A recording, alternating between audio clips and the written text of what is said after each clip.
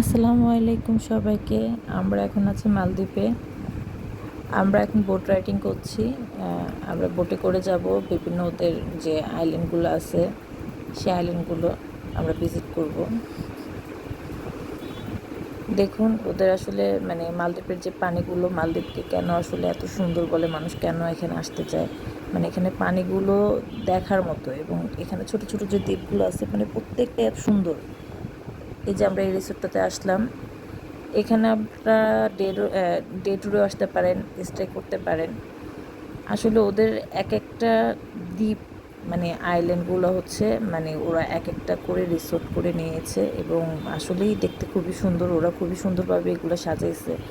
আসলে দেখে মনে হচ্ছে যে মানে ওরা ওদের মতো করে এত সুন্দর করে সাজাচ্ছে। আর সুসটাও মানে ওদের এই দ্বীপগুলোকে এত সুন্দরভাবে নিখুঁত করে সৃষ্টি করছে যে আপনারা এখানে না আসলে, না দেখলে বুঝবেন না।